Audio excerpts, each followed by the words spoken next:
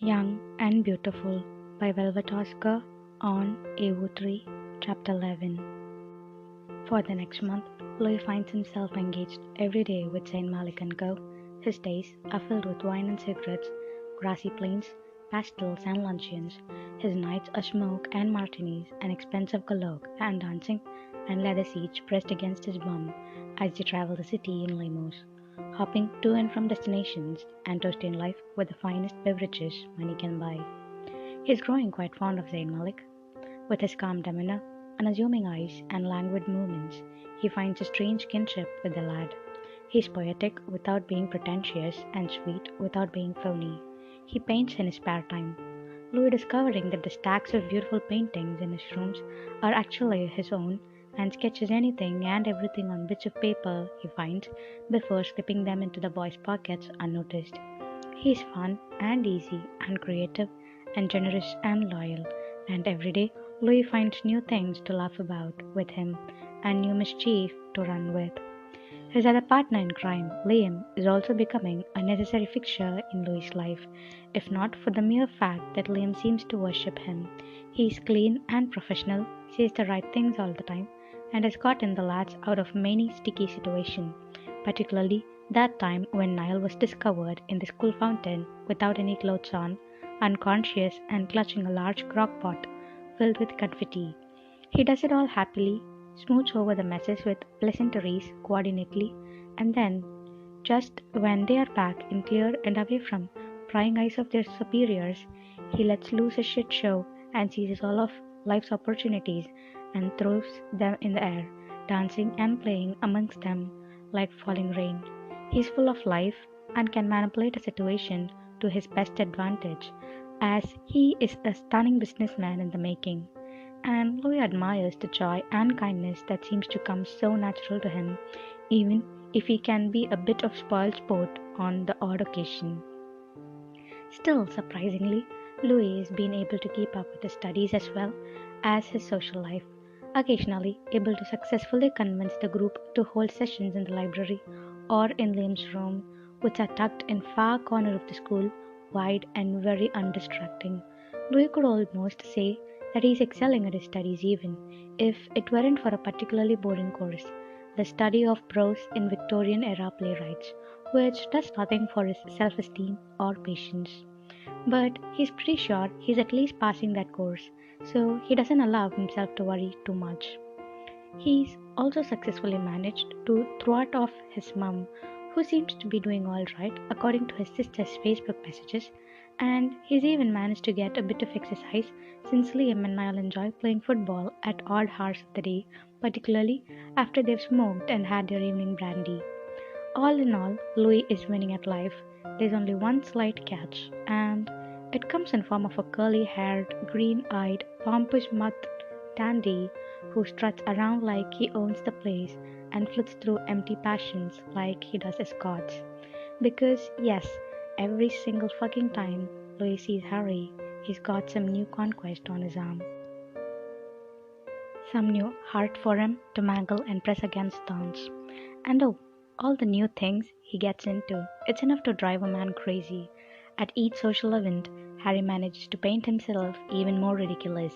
Whether it be his 3-day obsession with yellow roses, everyone had to dress in yellow. And when they attended a symphony, Harry made them all throw them on a fucking stage. Or his infatuation with the word peafowl, which spurred him into litter live fucking peacocks on the lawn of Zane's lake house while they played croquet. "They are my spirit animal," he drawled. Or his particularly annoying little stint where he fell in love with antique doorknobs and refused to open any doors that did not possess them, thus forcing others to open them for him all day, every day. Louis took advantage of that one by slamming doors in his face at every opportunity he could get. It was rather marvelous, actually. That was a good thing. And then there's the parties. The nights of excess where Harry's walls break and he loses what little he has of himself in crowds and intoxications. The nights where he lies on couches and pours absinthe into his dipping mouth and smokes opium on velvet pillows and stumbles around with flowers in his hand, pressing glares and thinly veiled insults into people's mouth. He acts like a king, a fucking evil king, and Louis can only watch him with a growing intensity and wait for a crack in the cold, hard surface so that he can laugh and rejoice in the barely there humanity that resides in Harry fucking Styles. Which never comes, of course, not really. But through all of these little texts, not once does Harry ever exchange a word with Lou. He looks through him and sidles past without a word. All pretense of charm vanished. He knows it doesn't work with Louis, so he doesn't even try, which is wonderful, really. But Louis was never the sort that liked to be ignored, and though he can't quite bring himself to acknowledge Harry either, the image of his haunting eyes and whispered words still resonating uncomfortably within him from their last interaction. He still finds it all very rude. The others don't seem to mind, don't even seem to question the stark animosity between the pair, especially since Niall and Harry have bonded so well, which Louis constantly berates him for. Traitor. He's just fun. I still like you better. Niall says, damn straight traitor. So it's natural that Louis isn't very nervous at all right now as he makes his way alone to Harry's rooms, which he has never been to before. He's not even a little bit nervous. They all agreed to meet there after they were done with lecture, and since Niall still has 20 minutes left of his audio course and needs to run some errands with Rory, Louis took it upon himself to embark on his perilous journey alone, which is fine. So, ignoring any sense of displeasure in the pit of his stomach, Louis knocks on what he hopes in Harry's door. It's a wonderful location. The room's right above the archways near the garden, looking out over the lake and tucked far enough away from the hubbub that it's almost peaceful from the outside. As Louis waits, he can only hope that he's not the first one here. They are supposed to go to dinner soon, some posh place that Niall insists has the best steak and whiskey in the country. Originally, they were going to just meet there, which would only be logical to be honest. But Harry's new thing is very cardinal, and so he insisted on hosting cocktail hour before they departed. And so here Louis is, waiting outside of Harry Styles' door, dressed in an ebony knit sweater and Timberwolf skinny jeans, arms crossed and resolutely not nervous at all. About 5 minutes, no answer, he considers leaving, because does he even have the right door? But just as he's turning on his heel, with all the flair of rejection, about to angrily text Niall, the door opens, slowly and steadily. And it's Harry, scowling, not dressed in his usual suit and bow tie, which Louis has only ever seen him in, but wearing a heart shirt, an actual heart shirt. It's buttoned to the collar, deep purple, and is splattered with large white fucking hearts. What in God's name are you wearing? Louis utters instantly, unable to stop himself, as he stares in almost horror at the display before him. Harry scowls, deepens as he looks down at himself. What? Are those curtains? Surely that is not a shirt. A steely glare is thrust back in Louis's face. What are you doing here? Louis blinks. We are supposed to meet here, remember? Cocktail hour? He says it witteringly and maybe rolls his eyes a little over exaggeratedly. I said to come at 4. It's 4:30. Exactly. You're supposed to arrive an hour after the proposed time. Don't you know anything at all? It's said in such an equally withering tone that Louis almost starts the urge to slip off his shoe and beat it mercilessly over Harry's head, alarming. Instead, he narrows his eyes. Is this one of your tried rules, or are you seriously telling me that I've arrived half an hour early? You have arrived half an hour early. Fuck, so... well, Louis scratches the back of his neck, refusing to look at Harry, and instead skimming his eyes over the wooden grit of the door, focusing intently on the ornate onyx hinges that are really rather finely crafted. Should I wait, or Louis asks awkwardly, wanting nothing more than to escape the situation, and maybe sneak a shoe bludgeon on the way out, but not really seeing the practicality of departure. Where would he go? No point in walking all the way back to his rooms. Harry just shrugs. glare still present, emanating disinterest and disapproval in hefty sums. Doesn't matter to me. You'll have to entertain yourself either way. Oh, how lovely. Then, if it's all the same to you, I'll just say. Louis clips with an exaggerated narrowing of the eyes, taking an aggressive step forward.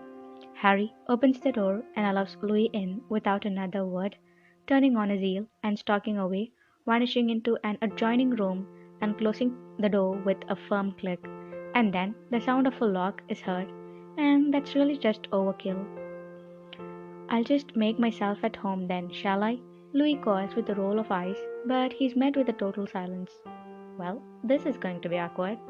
Luckily, Harry's room are gorgeous and full of enough rubbish to keep him plentifully occupied. The space is large, almost larger than Zane's blood-red walls and mahogany paintings, the atmosphere, and surprisingly, there's no piano. Because yes, even Liam has one, plays it while Zane stands next to him and sings like a bloody angel in paradise. Harry's style is far more eccentric than Zane's sleek luxury, where Zane has smooth black stereo systems in large wooden bookcases. Harry has thick velvet curtains, gramophones, record players, framed pawn stills from what appears to be the 20s or 30s, and cat figurines. A lot of fucking cat figures. He pokes at the creepier ones, their sightless blue eyes staring under the elaborate chandeliers and afternoon light, ceramic fur pointed in all directions. He has to admit some of them are rather endearing. The pair of glass kittens, with their paws mutually wrapped around a little ball of yarn, are really rather heartwarming, but for the most part they are unnerving, and the fact that there isn't a speck of dust on them indicates they're all well cared for, which Louis doesn't know how to feel about. He continues slowly sweeping through the room, examining the shelf stuffed with worn books. Like Zane, Harry seems to collect only the first and vintage editions, and swipes his finger over their tired leather spines, titles barely visible under the stress of time. He notes the rather generous collection of Oscar Wilde books and briefly wonders if Harry has enough substance in him to truly appreciate such works, or if he keeps it all as a present, a distraction, or a conversation starter. Probably all three. It's just as he's about to take a seat in a vermilion chaise lounge that's sat next to a tiny ornate wooden table cluttered with half-drunk bottles of liquor, various stemware milling about, that he hears the sudden click of lock and the opening of the door. He turns in time to see a beautiful blonde dressed in a rumpled gold dress, dangling her sleek pumps in one hand, combing her hair with the other. Harry follows immediately behind her, a satin magenta robe draped over his hideous hard shirt and black trousers, feet bare. "Bye, Harold," the girl purrs and presses a kiss to his cheek, which he doesn't even come close to acknowledging, instead focusing his stare on Louis, who merely stares back. Without Harry even giving a glance in her direction, the girl leaves, the door softly shutting behind her. Harry continues to stare at Louis, a martini now in his hand. Does he have fucking house elves? Where do all these prepared drinks come from? "I've changed my mind. I want you to leave now," is all he says, lips pressed against the cold glass, eyes simultaneously bored and cutting. What the actual fuck did he just say? "Sorry? You can return once the others have arrived," he says in a sighing drawl, his boredom and entitlement practically oozing out of every orifice. Louis smirks, planting himself down on the chaise lounge without a blink. "You're very funny." Harry's eyes flash momentarily, watching as Louis makes himself more comfortable in the most over-the-top manner that he can manage. "You know that I can have you removed, by force if necessary. I have a variety of options, and none of them are any trouble to me." "I don't think you understand how little that phases me, Curly. And yes, I'd love a drink." Without breaking eye contact, Louis grabs the nearest glass from the table and extends it expectantly at Harry, glancing pointedly at champagne bottle to his left. And that's it, Louis thinks. That's all that Harry is going to take. Instead of just walking away or sending a scathing comment, he will instead punch Louis in his face, upending furniture and losing his fucking mind. And Louis almost wants it. He wants to justify the all consuming hatred he has for this boy, wants to rationalize to himself why he focuses, why he cares, why he sets aside time to just think about how much Harry fucking Styles bothers him. So Louis braces himself, a hand already on the cherrywood armrest, if you can call it that, ready to defend and attack. But it doesn't happen. Instead, Harry continues staring, ice cold and assessing, before picking up the bottle and slowly walking over to Louis unblinkingly. He's going to dump it over Louis's head. He's going to spill it in his face and laugh and then probably crack the bottle over his skull and then. But Harry pours the champagne into Louis's offered glass, and Louis's jaw almost fucking drops. Because what? He stares, probably gaping, but he hopes not, as Harry pours and stares back. He's almost impressed with the fluidity of Harry's action as he pours champagne unseeingly. Eyes still intent on Louis, and is still more impressed when he manages to cut the flow at the precise moment Louis's glass is filled. And now, Louis really doesn't know how to react, with Harry standing in front of him silently, wearing a tacky shirt and a creepy robe, and an expression that's caught somewhere between disgust and curiosity. His rose lips pressed into themselves, his curls mushed and hazy in the sunlight. "Thank you," Louis mutters quietly, a little out of sorts, and Harry nods his acknowledgement before setting down the bottle. Harry seems to be on the brink of saying something further, lips opening just barely, when suddenly his pocket vibrates, cutting the awkwardness of the room. Louis sends a prayer of thanks to the heavens. They both glance down as one, and while Louis prays that if it's Zane's informing that he's outside the door, Harry's expression instantly falls as he looks at the screen, which is odd, really, to look that physically distressed about a phone call. Louis is on the verge of asking who is it, but then Harry silences it, looking back up at Louis with a stark paleness that wasn't there before, even as his features smooth back into indifference, albeit with difficulty. "Help yourself," is all he says in a surprisingly quiet tone, words mumbled and slow in their monotony, before he turns slowly and makes for the other room, once again shutting the door. But this time there's no click of the lock, and Louis almost wonders if they've just made some insignificant form of progress in their relationship, despite the random and mysterious caller. He hopes not. It's been half an hour and Niall isn't texting him back, and Zane and Liam are still not here, and Harry is still in his room, which is fine and all, but Louis has already drank too much spare liquor and poked at too many of Harry's stuffed animals, because yep, he discovered a stash of them in the farther corner of the room, wearing little hats and monocles as they sat atop dark leather chests. He also discovered a tiara not too long after every ounce of his willpower coming into play, as he resisted putting it on and strutting around taking selfies. Okay, so maybe he did actually do that, but it was literally only a selfie, and he only sent it to Stan because, well, he just had to, on a moral level. It's just, as Louis is drifting back to his chaise lounge for more boat lounging and staring out of the window, owl stuffed animal in tow, its eyes are just too wide and adorable to not cuddle, and he's got shit else for company anyways, when he hears the faint tinkling of piano keys. Of fucking course. Are pianos handed out of birth? But Louis has enough liquor in him to provide a pleasant buzz, and since the living room doesn't have much to offer that he doesn't already decided, he makes his way towards the sound and presses his ear against the cool wood of Harry's door. The tune is lilting and sweet and unfamiliar, almost sad by nature, while still bearing undertones of hope. It's rather lovely, really, And as Louis listens, closing his eyes and absorbing the textures of sound, he feels an undeniable urge for more. So, mind addled by champagne and a few sips of gin, he silently turns the doorknob and eases the door open. He is immediately greeted with the sight of Harry, sat at a large chestnut piano, head lightly bent back. His hands, which are out of Louis's line of sight, buried beneath the strong lines of frame, seem to move deftly and gracefully, his quiet eyes following their movement.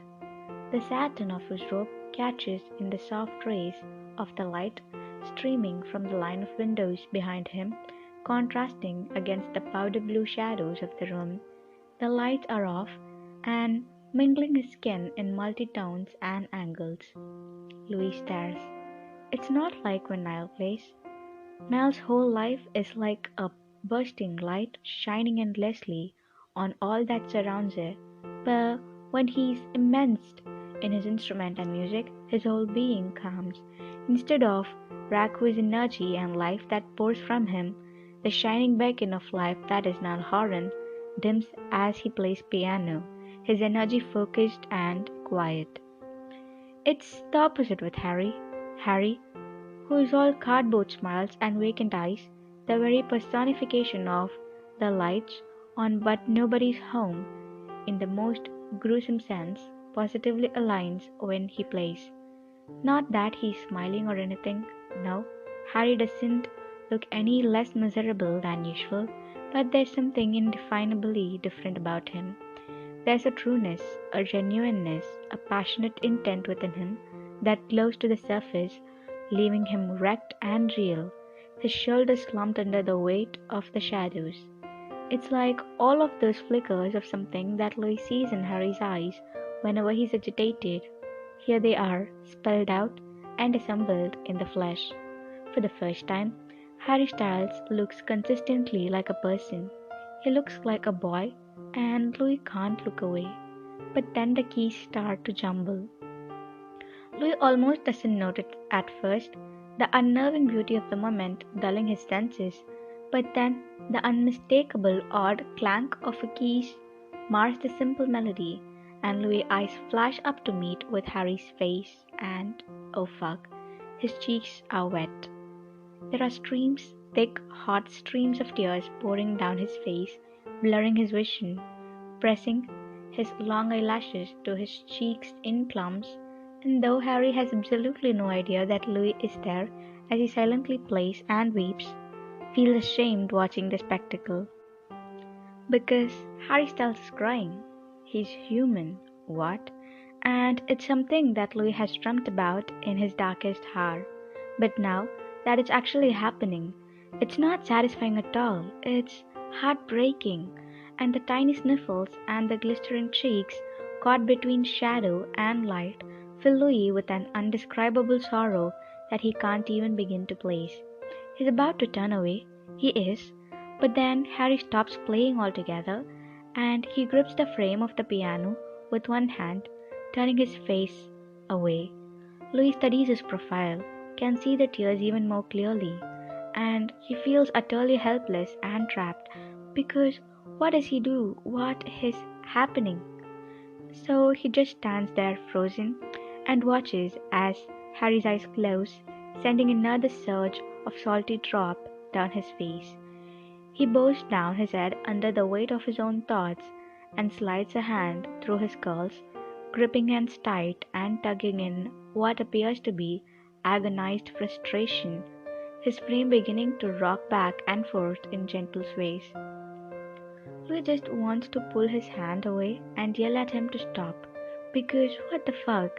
But instead, he just stares with wide eyes, and Harry's tiny sobs fill the room as he winds his hair tighter around trembling fingers like a small abandoned child. Louis is speechless, frozen, and very, very inexplicably distressed to the point of needing to touch, to comfort, even if he doesn't know why or what for. So he goes to take a step forward, and then Harry's phone rings. With truly alarming speed, Harry wipes the tears away with the sleeve of his shirt, his features immediately assembling into a fixed calm. He swallows, takes a few gulps of air with shaky lips, then shakes the hair out of his eyes as he answers and brings the phone up to his ear in one smooth movement. "Zane, darling," he greets, and his voice bears no trace of previous scene. It makes Louis feel sicker somehow, his nausea eating away at his stomach, lining and poking at his brain in the quiet, guilty corners. "Yes, of course." Pause. "No rush, love. I gladly await your impeccable arrival. Do wear the colors of the berries. They're the only tones that I can understand right now." Pause. "That will do just fine. Pass the message to Liam and then the boy to stop talking over me." Pause. "Yes, Louis is here." Louis feels a spike up his spine at hearing his name on Harry's lips. It's odd, really, as it's not the first time he said it, but it's jarring and it jolts Louis' nerves into wakefulness and he prays, prays that Harry doesn't look over. "Of course," Harry continues, and he rubs a hand over his eye. "Yes, darling, that sounds perfect. I'll see you soon. I suggest purple, by the by. It complements your complexion ever so wonderfully." And Harry says goodbye with a smile, while Lou rolls his eyes and he sets his phone down quietly. His features are still, no longer smiling, but no longer painted, instead resting within a frailty that seems perfect enough to paint. Fearing for his own life, if Harry discovers him, Louis forces himself to exit, slowly shutting the door with all the silence his slight frame is capable of. Dumbly, he walks back to Chase Launch and sits, feet on the floor and elbows resting on his knees, and he just stares, nausea still present as his head spins, less so because of the alcohol, more so because of Harry Styles and his fucking tears. He sinks his head into his hands and prays for Zane's speedy arrival, because tonight is already too hard to handle, and he sure as hell can't stand to be alone with his thoughts right now. Eventually, all the boys arrive, Niall being last because he insisted on purchasing a Segway, and after Berry Cardinal and various cocktails and hard liquor are distributed, Niall refuses to intake anything but straight alcohol and labels the rest as juice. They depart for a very expensive and lavish dinner that is just as fulfilling as Niall as promised. Everybody's happy, Zane musing over a cigarette at Louis' complaints about all the bitches in his courses. Some people need to sit the fuck down, while Liam giggles at everything and stares in almost awe, hand on Zane's leg. Harry is the happiest of them all, well, happiest. He fills everyone's drinks and laughs through his napkin and toasts the sky, the stars, the world, and fixes his bow tie. Yes, he changed, is now decked in a lavender suit, a sprig of berries pinned to his lapel, with 12 fingers that don't tremble, and Louis feels sick watching it all, because it's fake. He knows now just how fake, and with every loud laugh that Harry emits, every toothy grin that fills the room, every stroke of Zane's arm, and every clink of his glass against Niall's, Louis envisions the shredded boy at the piano, tears washing his face. But he doesn't care, can't care. So he washes his thoughts down with steak and potatoes, berating Niall for purchasing a Segway. "You're not coming home tonight, and I'll make sure Rory knows it, Ireland." "Ireland? Did you just call me Ireland?" And so Louis very firmly pushes away every thought that threatens to surface.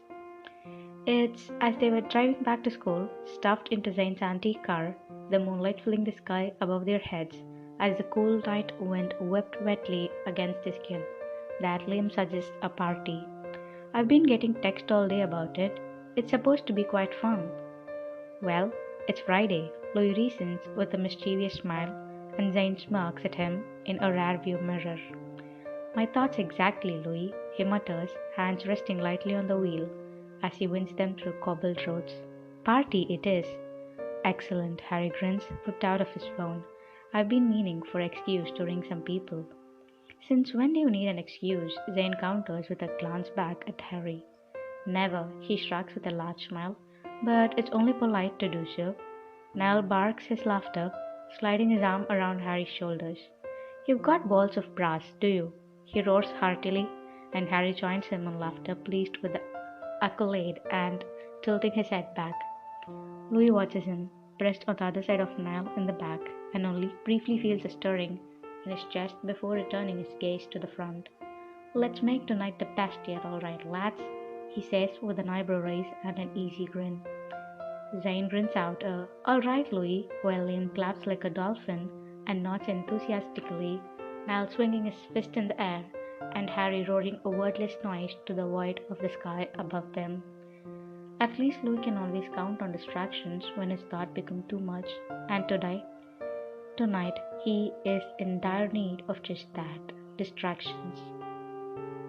The party is one of more wild ones, stuffed into a penthouse and emitting smoke, beautiful people, and flashing lights.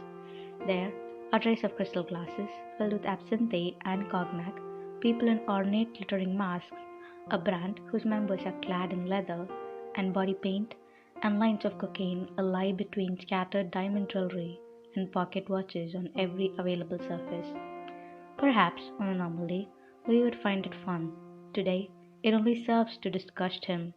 He spends his night awkwardly trailing after Niall, since, once again, Lynn carried Zane into the swirling masses and was never seen again. He bounces rather than walks, meeting girl after girl and making them laugh in that pitching way that is nothing but forced. Louis is aware that he is salting Niall's game, always peering over his shoulder, cynically at the newest hanger-on, and while at first he felt indifferent to his stunning lack of manners, he is becoming increasingly uncomfortable. I should probably leave you to it, he says, as the sixth girl in a row wanders off after throwing a steely glare his way. Probably, Nell agrees but shrugs. But I don't mind much. Fuck all that. I just want to have a good time. Whatever that fucking entails, you know.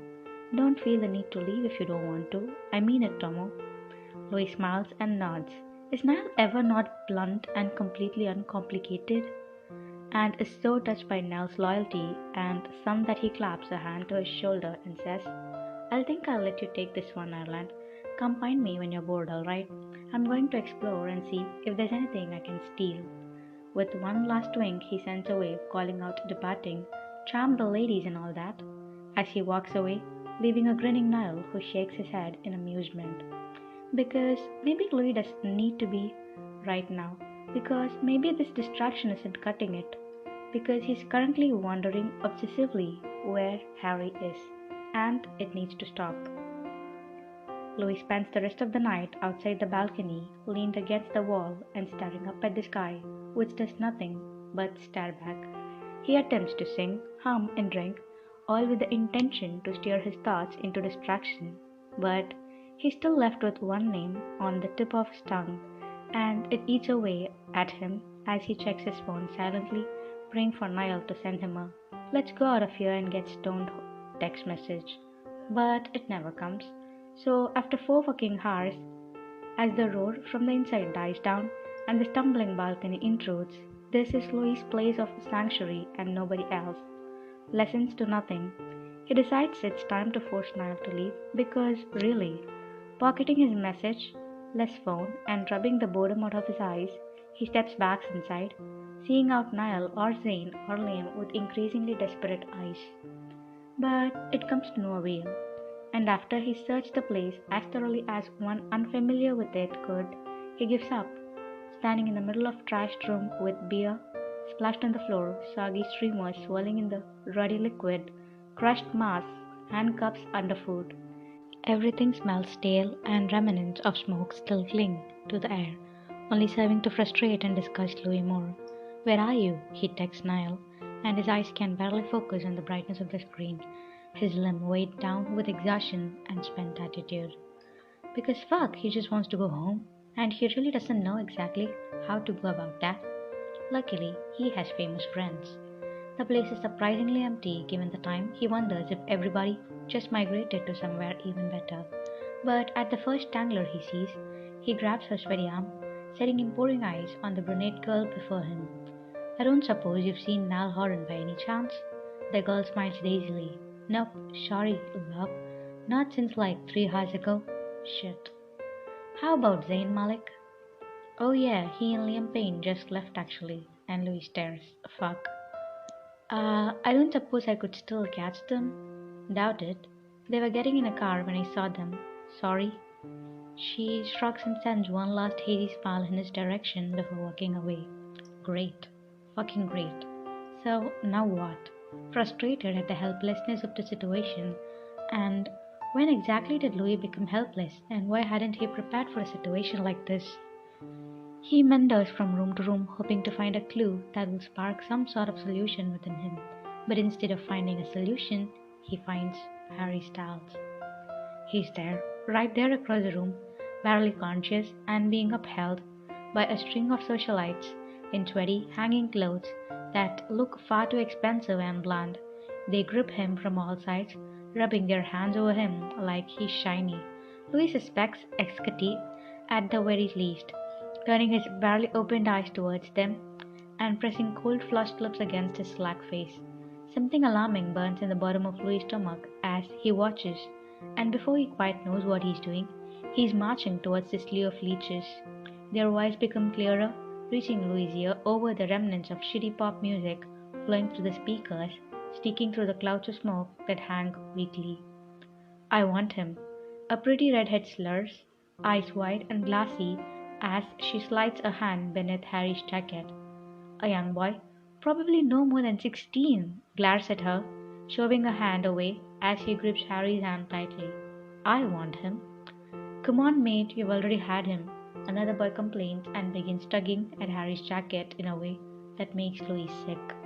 He stares at the scene before him in horror, badly comprehending the fact that these people are currently tugging on Harry Styles like he's a rag doll, pulling at him from all sides and touching every bit of him without an ounce of respect.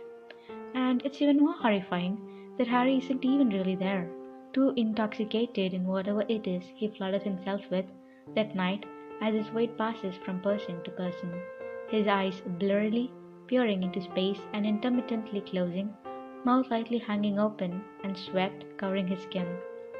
And fuck no. This is not okay.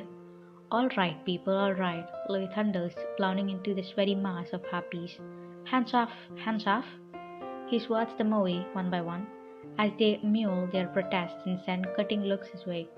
The one boy barrels up to him, chest squared and seeming on the verge of violence. Who says you can have him? He gumbles, voice low and rich with stale vodka. Louis crunches his nose in disgust at the order, as well as his face, and rolls his eyes as he wraps Harry's arm around his neck, gripping his waist with the other.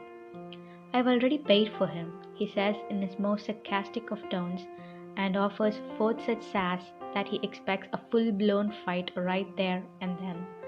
But, to his complete horror, the boy's eyes fill with comprehension.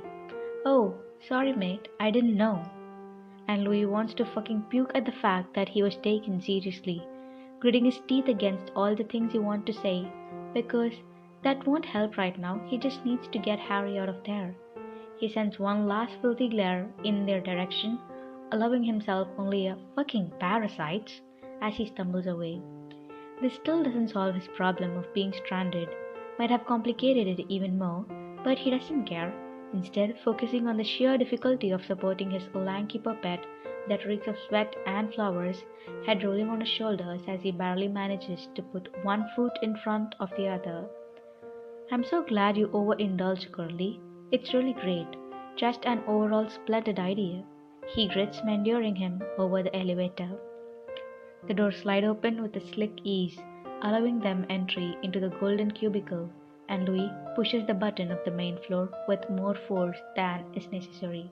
My name is Harold, Harry suddenly mumbles in a low tone, lips barely opening. Not Curly. And Louis almost wants to sing at that because fuck, Harry is conscious and Harry has connections, notably a car service. Curly, Harry, Harold, excellent, you're alive. And right then, tell me how I can get us home because I actually don't possess slaves. He can see the very faint furrowing of Harry's brow, and Louis considers it an achievement that even in state of near unconsciousness, he can still make Harry scowl. But Harry cooperates with my phone under driver. And isn't that tidy? Of course it is. Louis grumbles, but slides Harry's phone out of his pocket all the same, finding the name with ease and ringing him in a manner that he hopes doesn't convey how fucking emotionally taxed he is. All the while, Harry mumbling nothings into his shoulders as he fades in and out.